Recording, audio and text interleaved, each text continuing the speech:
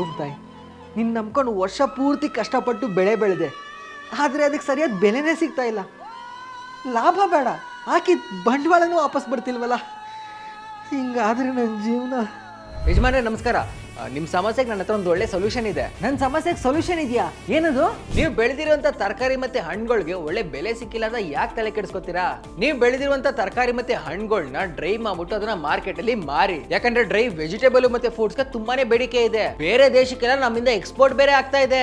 ಇವಾಗ for example market ಅಲ್ಲಿ 1 kg tomato 60 ರೂಪಾಯಿ ಅನ್ಕೊಳ್ಳಿ. ಅದೇ ಡ್ರೈ ಟೊಮೊಟೊನ ನೀವು 800 ರೂಪಾಯಿ ಪರ್ kg ವರೆಗೂ ಮಾರಬಹುದು. ಹಾಗೆ ಬಾಳೆಹಣ್ಣು 50 ರೂಪಾಯಿ 1 kg ಅನ್ಕೊಳ್ಳಿ. ಅದೇ ಡ್ರೈ ಬಾಳೆಹಣ್ಣು 150 ರಿಂದ 200 ರೂಪಾಯಿ ವರೆಗೂ ಮಾರಬಹುದು.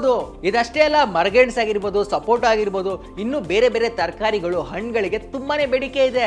ಅಂಡ್ ಇದನ್ನೆಲ್ಲ ಡ್ರೈ ಮಾಡಕ್ಕೆ ನಿಮ್ಗೆ semi automatic vegetable dryer machine ಬೇಕಾಗುತ್ತೆ. ಇದು ನಿಮ್ಗೆ ಇಂಡಿಯಾ ಮಾರ್ಟ್ ಅಲ್ಲಿ 15,000ದಿಂದನೇ ಸಿಗುತ್ತೆ. ಮತ್ತೆ ಇನ್ಯಾಕ್ ತಡ ಮಾಡ್ತೀರಾ? ನೀವು ಬೆಳೆದಿರುವಂತ ತರಕಾರಿ ಮತ್ತೆ ಹಣ್ಣುಗಳಿಗೆ ಒಳ್ಳೆ ಬೆಲೆ ಸಿಕ್ಕಿದ್ರೆ ಹಂಗ್ ಮಾಡಿ. ಒಳ್ಳೆ ಬೆಲೆ ಸಿಕ್ಕಿಲ್ಲ ಅಂದ್ರೆ ಅದನ್ನ ಡ್ರೈ ಮಾಡ್ಬಿಟ್ಟು ಹಿಂಗಾರು ಮಾರಿ. ಒಟ್ನಲ್ಲಂತೂ ಒಳ್ಳೆ ಲಾಭನೇ ಮಾಡ್ತೀರಾ.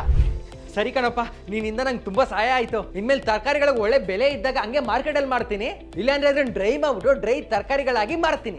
ಯಜಮಾನ್ರೆ, ಹಂಗೆ ಇನ್ನೊಂದು ವಿಷಯ, ಪಾಲಿಹೌಸ್ ತರಕಾರಿ ಕೃಷಿಯಿಂದ ಎಕರೆಗೆ 40 ಲಕ್ಷನ ಹಿಂಗೆ ಗಳಿಸಬೇಕು ಅಂತ ಫ್ರೀಡಮ್ ಆಪ್ ಅವರು ಒಂದು ಸ್ಪೆಷಲ್ ಕೋರ್ಸ್ ನ ಡಿಸೈನ್ ಮಾಡಿದ್ದಾರೆ. ಅಂಡ್ ಇದರ ಸಬ್ಸ್ಕ್ರಿಪ್ಷನ್ ಬೆಲೆ ಕೇವಲ 399 ರೂಪಾಯಿ ಅಷ್ಟೇ.